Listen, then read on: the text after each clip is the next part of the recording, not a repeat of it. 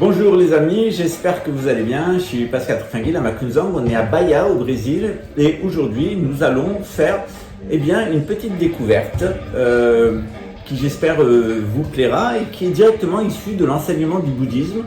Cette petite découverte, c'est l'usage que l'on peut faire de ses doigts. Comme vous savez, il y avait l'opération magique un doigt, 10 doigts. C'était le miracle de la multiplication des doigts de Réré dans le fameux sketch avec Mumu de Marseille, toujours la même, qui maintenant a changé d'identité, est devenue la femme de Papacito et s'appelle Lulu Panard d'Ipanema. Voilà, évidemment, c'est une référence à mon spectacle Mardik pète un câble et notamment son troisième volet qui s'appelle Sa conspiration 2. Alors, qu'est-ce que je vais vous apprendre aujourd'hui ? On va le voir tout de suite après le générique. Et oui, ici, c'est la folle sagesse. On apprend et on s'éveille en s'amusant. C'est quand même plus efficace. Efficace. Allez, on appuie sur le bouton.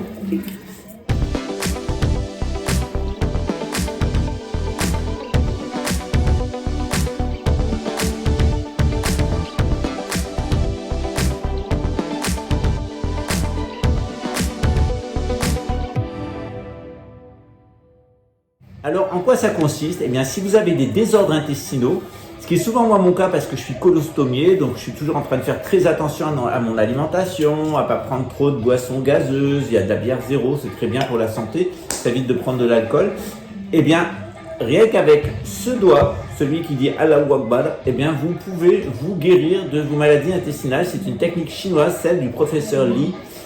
Tout simplement, ici vous avez un point et en appuyant ici, comme ça, plusieurs fois, ça va faire au moins 3 minutes, vous allez masser votre intestin et vous allez régler vos problèmes digestifs. C'est une des techniques que j'utilise. J'ai une chaîne qui est dédiée à la colostomie. Pour l'instant, il n'y a pas beaucoup de programmes dessus, mais j'étais décidé à le faire en français, en anglais, en portugais, parce qu'il y a beaucoup de personnes comme moi dans le monde. On a environ 14 millions de personnes d'être colostomiées dans le monde. C'est une grande souffrance pour nous au quotidien, parce qu'on a ce qu'on appelle des douleurs fantômes. Et donc ce petit exercice, vous pouvez le faire tous. Et si vous voulez définitivement régler vos problèmes d'intestin, réveillez-vous entre 5h et 7h du matin. C'est la meilleure heure. Pour moi, c'est souvent 5h30, 6h. Et vous appuyez ici 3 minutes. Et je peux vous assurer que vous allez voir vos problèmes d'intestin disparaître. Reste encore la solution de la cuillère. Deuxième sujet du jour, comment régler les petits conflits du quotidien. Généralement, au quotidien, on a des gens qui nous mentent. On a des gens qui essayent de nous arnaquer, voire il y a des personnes qui sont de véritables prédateurs. C'est pas forcément des gens qui veulent vous tuer. C'est aussi des gens qui veulent vous déposséder de votre personnalité, vous déposséder de votre énergie. On appelle ça des pervers narcissiques. C'est des gens qui pensent que le monde serait tellement parfait s'ils avaient le droit de vie ou de mort, mais ça marche pas comme ça. C'est pas à nous de décider qui vit et qui meurt, c'est à Dieu. C'est pour ça que toutes les religions disent comme premier principe, tu ne tueras point. Toutes, sans exception. Elles nous invitent aussi à ne pas avoir d'acquisition malsaine, c'est-à-dire de ne pas avoir d'acquisition illégitime, de voler personne, de rester honnête. Si tu ne convoiteras point le bien ni la femme de ton voisin. Et le troisième aspect, c'est que tu ne porteras pas de faux témoignages, c'est-à-dire que tu ne mentiras pas. Et dans ces trois assertions de base du bouddhisme, pas mentir, pas voler, pas tuer, vous allez voir que vous allez trouver bien des clés. Je vais vous donner un exemple et un contre-exemple. Vous savez que chez les Édomites, ils mentent comme des arracheurs de dents, ils sont schizophrènes. Vous savez que les Édomites, ils sont non seulement schizophrènes, mais ils rendent leurs enfants schizophrènes volontairement en exerçant sur eux des abus sexuels. C'est la pédophilie, c'est l'inceste. Parce que au moment où vous avez des rapports sexuels avec votre enfant, votre fille, votre fils, vous allez rendre vos enfants schizophrènes. Vous allez ouvrir des failles dans leur corps émotionnel, dans leur corps subtil, leur corps émotionnel, et vos enfants vont devenir très facilement des portails organiques, c'est-à-dire qu'ils vont être possédés par des entités du bas astral. Deuxième aspect, il faut vivre clairement, avoir des échanges très clairs avec les autres, sans vol, parce que si vous commencez à rentrer dans ce genre de cobine, ce qu'on appelle l'appropriation illégitime dans le bouddhisme, vous allez être vous-même dans la confusion, vous allez mettre les autres dans la confusion mentale, Et petit à petit, cette confusion mentale devient une espèce de drogue. Vous êtes en mal-être psychologique. Et à force de mentir, à force d'être dans cette confusion mentale, permanence, de ne pas vivre de façon juste avec des moyens d'existence justes, eh bien, qu'est-ce qui va se passer pour vous? Vous allez commencer à prendre des médicaments. Il y a des femmes qui passent toute leur vie sous antidépresseurs. Lorsqu'elles sont enceintes, eh bien, elles se font avorter avec des produits chimiques. Elles ont une vie qui est complètement réglée par la chimie artificielle. Je pense notamment à toutes ces pharmaciennes qui vivent en permanence dans tous les produits chimiques. En règle générale, elles sont assez cinglées, elles deviennent stériles, elles sont froides. Il y a quand même une espèce de folie, une folie de la laborantine, une folie de la pharmacienne, une folie de Big Pharma. Et puis évidemment, il ne faut pas tuer. Quand on entend il ne faut pas tuer, ça veut dire qu'il ne faut pas consommer les autres. Il ne faut pas consommer de chair humaine, que ce soit à travers des injections, que ce soit à travers des exhausteurs de goût.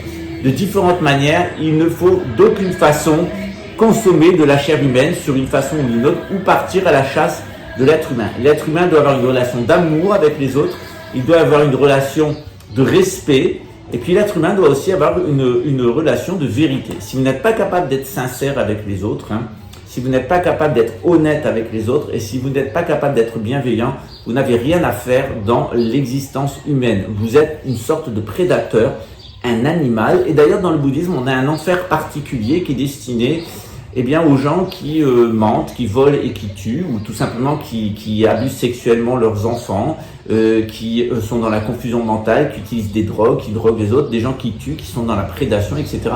C'est ce qu'on appelle l'enfer des excréments.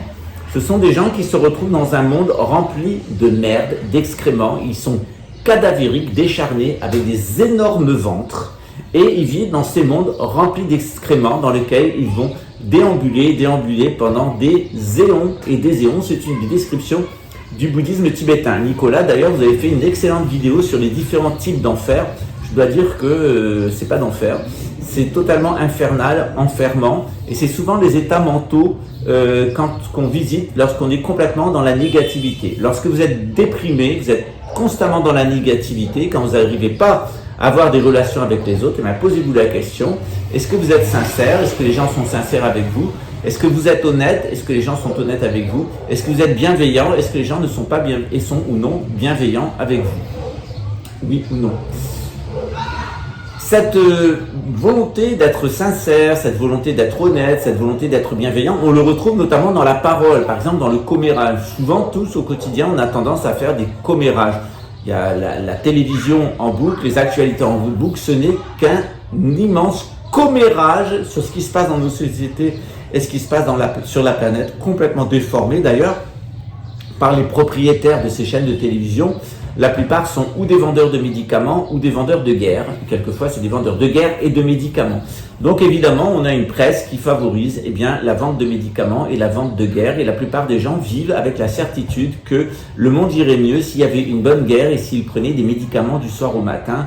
Or, c'est exactement le contraire. La guerre détruit tout. Les médicaments rendent malades. Les médicaments, il faut les prendre quand on en a besoin et après, il faut les abandonner. Le commérage, donc, et les nouvelles en news, c'est un véritable intoxicant neurologique, il faut faire très attention. Et en règle générale, dans le bouddhisme, on appelle ce qu'on appelle les 3 barrages. C'est-à-dire, lorsque une personne, vous devez communiquer avec une personne, posez-vous 3 questions. Ce que vous allez dire, est-ce que c'est vrai? Si c'est pas vrai, ne le dites pas. Est-ce que c'est utile? Si c'est utile de le dire, dites-le. Et est-ce que c'est bienveillant? C'est-à-dire, si ça n'est pas bienveillant, ne le dites pas. Vous savez que les animaux, souvent, ils sont très bienveillants les uns envers les autres. Et lorsqu'un être humain devient malveillant, lorsqu'il devient malsain, il a une influence malsaine sur les autres, lorsqu'il suggestionne des choses négatives, il encourage les autres à faire des saletés, lorsque lui-même il est frustré, il est enfermé dans l'obscurcissement mental, dans le ressentiment, dans la haine, qu'il n'aime pas son métier, qu'il essaye de se mettre à l'abri, il se ment à lui-même. Souvent, les gens dans leur profession n'est qu'un mensonge qu'ils se font à eux-mêmes. Ils n'aiment pas leur travail ou ils l'ont choisi pour des raisons qui sont illégitimes. Ils ne disent pas la vérité aux autres. Ils ne se la disent pas à eux-mêmes.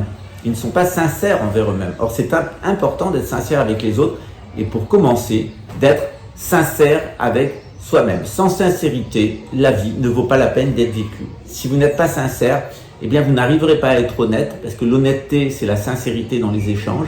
Et puis, vous ne serez pas non plus bienveillant, parce que la bienveillance, c'est la nature même de l'être humain. Et si vous n'êtes pas capable d'être bienveillant, vous ne serez pas un bon être humain, vous serez un goy, vous serez des goïms, c'est-à-dire des animaux cruels, pervers, reptiliens. C'est-à-dire que c'est votre cerveau reptilien qui fonctionnera et pas vos aires supérieures du cerveau. Ici, vous avez l'empathie. Ici, vous avez la croyance spirituelle, la connexion à Dieu. Ici, l'empathie, la bonté envers les autres. Ici, vous avez les fonctions avancées de la créativité. Et puis ici, tout à fait en bas, eh bien, vous avez un cerveau reptilien. Et la plupart des gens fonctionnent seulement sur leur cerveau reptilien. Ils ont le cœur froid et ils sont toujours tentés d'agresser autrui et de ressentir autrui comme un ennemi, sauf dans les périodes d'accouplement où ils développent de l'hypnose pour arriver à capturer leur proie sexuelle. Voilà, à vous de savoir si vous voulez être un reptilien, c'est-à-dire faire fonctionner votre cerveau reptilien, si vous voulez être un véritable être humain, c'est-à-dire faire fonctionner eh bien, vos aires latérales et puis vos aires ici supérieures qui sont liées à la croyance religieuse. Dernièrement, j'ai un ami qui m'a envoyé une vidéo qui est assez rigolote. Il prend il a un caméléon à la maison, il prend la salive de son caméléon, il l'envoie faire un test ADN, il reçoit le test ADN, sur le test ADN il est écrit qu'à 96% la personne est khazar, c'est-à-dire qu'elle est juif ashkénaze de par son groupe génétique. Voilà. Dans le Coran, on nous dit qu'il y a un peuple qui s'appelle Gog et Magog, qui est situé au-dessus du Caucase. On nous dit que c'est un peuple qui agira à la fin des temps, qui sera extrêmement intelligent, mais extrêmement pervers, parce qu'il sera capable d'aller très loin dans l'analyse. Il sera très très performant d'un point de vue intellectuel, comme le sont généralement les serpents, les reptiles. Mais par contre, eh bien, il n'aura aucune empathie, aucun cœur. Et c'est certainement cette division qu'il y a dans la nature. Vous savez qu'on a le cerveau, les reptiles, ils ont aussi donné les oiseaux, c'est-à-dire vous avez les serpents, hein, les lézards, etc. Et du même groupe est né les oiseaux. De même façon, eh bien, les anges et les démons sont nés exactement de la même branche. Et c'est pareil à l'intérieur de nous. Votre cerveau reptilien, selon que vous le contrôlez et que vous l'amenez au-dessus à avoir une grande vie spirituelle, selon que vous l'amenez en bas, notamment vers votre sexe, comme un scorpion, eh bien là vous serez un reptile du bas. Alors vous devez savoir si vous êtes un ange ou si vous êtes un démon. Hein, c'est un peu la figure dans la lame 15 du tarot le diable. Eh bien vous avez un personnage qui met une main en haut et une main en bas, comme ceci. La main de justice et la gain de grâce. Et puis il y a deux personnages en dessous qui sont liés à lui, qui sont des esclaves.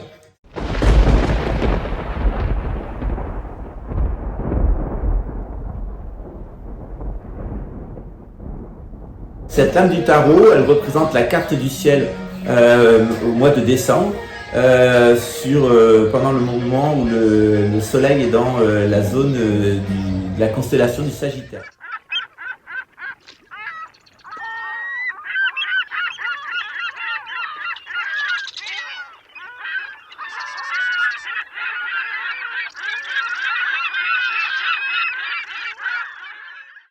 Si vous voulez en savoir plus à ce sujet, eh bien prenez donc mon cours de gnose. Il commence maintenant dans un petit peu plus d'un mois. Le premier dimanche premier ou deuxième dimanche de décembre, c'est un cours de gnose complet.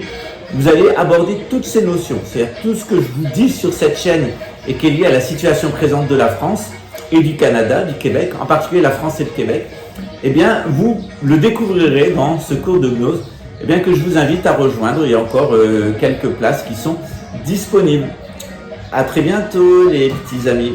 Au revoir les petits.